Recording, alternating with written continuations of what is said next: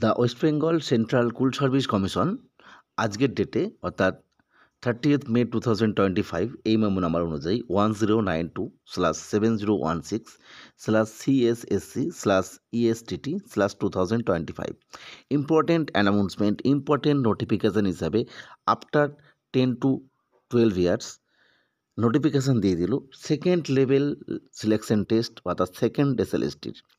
মূলত রিক্রুটমেন্টটা হবে assistant teacher class 9-10 এবং 11-12 যেটা সেটা।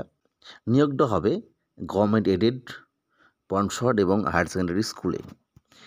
ইম্পর্টেন্ট নোটিফিকেশান হিসেবে আমরা দেখে নেব age, syllabus, exam fees, tentative date, education qualification ইত্যাদি। প্রথমেই যেটা বলে দেওয়া হয়েছে, এই পরীক্ষায় অ্যাপিয়ার্ড হতে গেলে তাকে অবশ্যই any citizen of India only may apply for the post of teachers, অর্থাৎ ভারতীয় নাগরিক হতে হবে। অবশ্যই ভারতীয় নাগরিক হলেই হবে, অর্থাৎ কোন সূত্রে নাগরিক সেটা বিষয় নয়। Eligible candidates with the minimum qualification laid down on the rules 2025 may apply online only, অর্থাৎ মিনিমাম কোয়ালিফিকেশান যেটা দেওয়া হয়েছে সেটা কি আমরা দেখে নিচ্ছি। সেটা যদি থাকে তবে তোমরা অ্যাপ্লাই করতে পারবে। যেটা পূর্বেই ক্যালকাটা গ্যাজেট নোটিফিকেশন 29 মে প্রকাশ করেছিল, সেটা অনুযায়ী apart from the norms conditions laid down in the advertisement and rule 2025 candidate should specifically note the following. সেটা কি কি? Male candidate shall not be eligible for appointment to the girls school, অর্থাৎ girls স্কুলে যেটা girls candidate থাকে আমরা জানি সেটা। Scale of pay as per extent state government norms টোপা 2019 অনুযায়ী যে স্কেল সেটা পাওয়া যাবে। All must submit his or her form carefully since after final submission of application from online no further rectification will be allowed. অর্থাৎ বোঝা যাচ্ছে যেহেতু এটা টাইম পিরিয়ডটা কম রয়েছে, এডিট উইন্ডো কিন্তু আসছে না, অর্থাৎ ফর্ম এন্ট্রির সময় অবশ্যই ফর্মগুলোকে ভালো করে চেক করে দেখে নিতে হবে।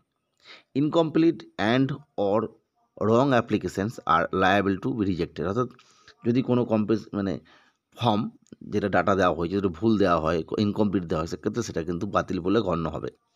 Candidate may refer to the rules 2025 and will be bound by the further terms and conditions control in the rules 2025 and other applicable guidelines, অর্থাৎ ওই অনুযায়ী কিন্তু পরীক্ষাটা হবে। শিডিউল ডেটটা শেষে খুব সহজভাবে দেওয়া হয়েছে, সেটা আমরা দেখে নেব। 16 তারিখ থেকে ফর্ম এন্ট্রি শুরু হচ্ছে, শেষ হচ্ছে 14 তারিখ পর্যন্ত, অর্থাৎ 16 June to 16 July. Important time 1 মাসের। ঠিক 14 জুলাইয়ের রাত 12টার আগে অবধি ফিস পেমেন্ট যেটা লাস্ট সেটা নিয়ে নেওয়া হবে। ফিস অবশ্যই অনলাইনে দিতে হবে, কোনোভাবে এর কিন্তু অফলাইনের কিছু ব্যাপার নেই। Tentative date of written exam খুব ইম্পর্টেন্ট, সেটা হচ্ছে রিটেন এক্সাম সেটা হচ্ছে অবশ্যই ফার্স্ট উইক অফ সেপ্টেম্বর 2025 মধ্যে রিটেন এক্সাম নেওয়া হবে বা ওই সময়ে নেওয়া হবে। এক্ষেত্রে আমরা বলেছিলাম অগাস্ট, এবং এই ডেটটা বাড়ানোর উদ্দেশ্য হচ্ছে এটা 15ই নভেম্বরে ফাইনাল রেজাল্ট বার করার কথা হয়েছিল, কিন্তু এখানে দেওয়া আছে 24শে নভেম্বর ফাইনাল রেজাল্ট বেরোচ্ছে, ফলে ওই সময় একটা টাইম পাওয়া যাচ্ছে। এছাড়া অবশ্যই এসএলএসটির যে অ্যাডমিট কার্ড সেটা অবশ্যই নির্দিষ্ট টাইমে পরীক্ষার আগে অন্তত 10-12 দিন আগে অফিসিয়াল ওয়েবসাইট থেকে পাওয়া যাবে, এবং তার ডেট এবং অন্যান্য তথ্যও কিন্তু অফিসিয়াল ওয়েবসাইটে দিয়ে দেবে। ফিজ যেটা বলছিলাম পূর্বেই, ফিজ হবে অবশ্যই 9-10-এর জন্য সেকেন্ডারি লেভেলের ক্ষেত্রে জেনারেল এবং ওবিসি ক্যান্ডিডেটের জন্য 500 টাকা, এসসি এসটি পিএইচ ক্যান্ডিডেটের জন্য 200 টাকা। একই রকমভাবে 11-12 অর্থাৎ হায়ার সেকেন্ডারি এক্সামের যে অ্যাসিস্ট্যান্ট টিচার সেক্ষেত্রে জেনারেল এবং ওবিসিদের জন্য 500 টাকা, অন্যদের ক্ষেত্রে অর্থাৎ এসসি এসটি পিএইচ ক্যান্ডিডেটদের ক্ষেত্রে 200 টাকা। নেক্সট ইম্পর্টেন্ট যে fact, mode of selection important যেটা উল্লেখ করা হয়েছে এখানে, the selection to the post of teachers for ক্লাসের 9-10 and 11-12 in school shall be mode on the basis of written exam and evaluation of qualification of the candidates and oral interview and lecture demonstration, অর্থাৎ viva বসি এবং demonstration এবং written exam, অর্থাৎ এই দুটোর উপর ভিত্তি করেই কিন্তু রেজাল্ট তৈরি হবে এবং তার উপর ফাইনাল প্ল্যান তৈরি করতে হবে। Candidates will be allowed to apply under any other medium of instruction for the post of assistant teacher, অর্থাৎ এনি ওয়ান মিডিয়াম, অর্থাৎ আমরা জানি যে বিভিন্ন মিডিয়ামে বিভিন্ন স্কুল রয়েছে, বিভিন্ন সাবজেক্ট, বিভিন্ন মিডিয়াম, বিভিন্ন ক্যাটাগরি, সেই অনুযায়ী কিন্তু যে মিডিয়ামে মানে একটা মিডিয়ামে কিন্তু একজন অ্যাপ্লাই করতে পারবে। Preparation of panel of the post assistant যেটা আমি পূর্বেই বললাম, রিটেন এক্সাম হবে, তার রেজাল্ট বেরোবে, ইন্টারভিউ হবে, তারপরে কিন্তু ফাইনাল প্যানেল প্রকাশিত হবে। ভ্যালিডিটি অফ প্যানেল আমি পূর্বে উল্লেখ করেছি, 1 বছরের জন্য প্যানেল ভ্যালিডিটি থাকবে। পরবর্তী ক্ষেত্রে মন্ত্রিসভা অর্থাৎ স্টেট গভর্নমেন্ট যে ক্যাবিনেট সে তার পারমিশন অনুযায়ী এটাকে ম্যাক্সিমাম 6 মাসের জন্য বাড়ানো যেতে পারে। এবার যেটা দেখবো সেটা হচ্ছে কারা কারা এর জন্য যোগ্য, এডুকেশন কোয়ালিফিকেশান কী লাগবে। 9-10 যারা অর্থাৎ 11-12 নয়, সেই 9-10 টিচার্সের জন্য ইম্পর্টেন্ট যেটা সেটা হচ্ছে গ্র্যাজুয়েট অথবা পোস্ট গ্র্যাজুয়েট হতে হবে from a recognised university with at least 50% marks নিয়ে, এবং তার সঙ্গে বিএড থাকতে হবে।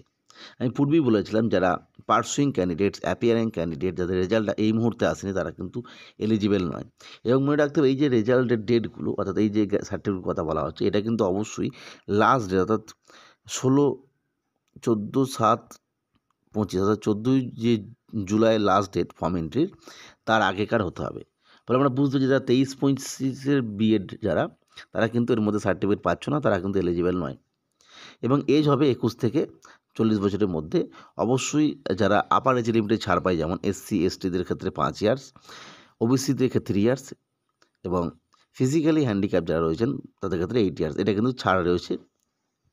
এছাড়া ইন্টিগ্রেটেড কোর্স হিসাবে অর্থাৎ যারা ন্যাশনাল এডুকেশন পলিসি অনুযায়ী কোর্স করছো, 4 ইয়ার ডিগ্রি কোর্সের ক্ষেত্রে অর্থাৎ 4 ইয়ার যদি কেউ করে থাকে সেক্ষেত্রে 4 year degree of BA, BSc, BEd from the any national NCT যে এডুকেশন রয়েছে সেখান থেকে সেটা করলেও এলিজিবল। নেক্সট যদি আমরা দেখি যে এই যে 5% রিল্যাক্সেশন থাকে এজের ক্ষেত্রে, সেটা অবশ্যই রিজার্ভ ক্যান্ডিডেটদের ক্ষেত্রে এলিজিবল। মিনিমাম কোয়ালিফিকেশান যেটা সেটা থাকতে হবে। এজ লিমিট ধরা হবে 1/1/25 ধরে, এবং এজ রিল্যাক্সেশন যেটা 3/4/25 যে অনারেবল সুপ্রিম কোর্টের অর্ডার অনুযায়ী যাদের স্যাক চিটে রয়েছেন তারাও কিন্তু এর জন্য এজ রিল্যাক্সেশন পাবেন।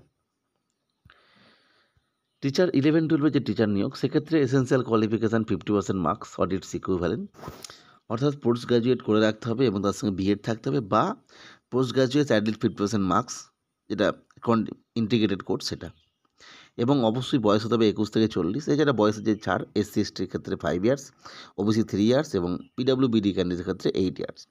এটা হলো এডুকেশনাল কোয়ালিফিকেশান। এছাড়া এক্ষেত্রে 5% ছাড়, এজ হচ্ছে 1/1/25 অনুযায়ী, যেটা আমি পূর্বে উল্লেখ করলাম। একদম শেষে এসএসসি সরাসরি কিছু ডেট ইম্পর্টেন্টভাবে দিয়ে দিয়েছে, যেগুলো ফাইনাল, এবং কিছু ডেট টেন্টেটিভ।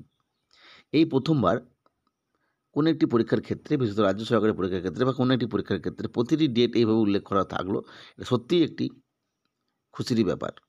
যেখানে বলা হয়েছে ফর্ম এন্ট্রি শুরু হচ্ছে 16 জুন থেকে, শেষ হচ্ছে 14 জুলাই পর্যন্ত। ফিস জমা নেওয়া হবে 14 জুলাই পর্যন্ত। খুব ইম্পর্টেন্ট পরীক্ষা যেটা মানে রিটেন এক্সাম, সেটা শুরু হবে বা হবে tentatively first week of September 2025। Tentative publication of result অর্থাৎ রিটেন টেস্টের রেজাল্ট প্রকাশিত হবে 4th week of October 2025। First interview যেটা সেটা হবে নভেম্বরের একদম প্রথম থেকে 3 নভেম্বর মাসটা ধরে হবে, 3 সপ্তাহ ধরে। তারপরে তো 24 তারিখে রেজাল্ট বেরোবে নভেম্বরের, এবং তারপরেই কাউন্সিলিং শুরু হবে এবং রেকমেন্ডেশন ইস্যু করা হবে 29 নভেম্বর থেকে, অর্থাৎ প্রায় 1 মাসের মতো টাইম থাকছে। সেই সময় হয়তো ফার্স্ট, সেকেন্ড, থার্ড যে কাউন্সিলিং ব্যাপারটা সেটা হয়ে যাবে।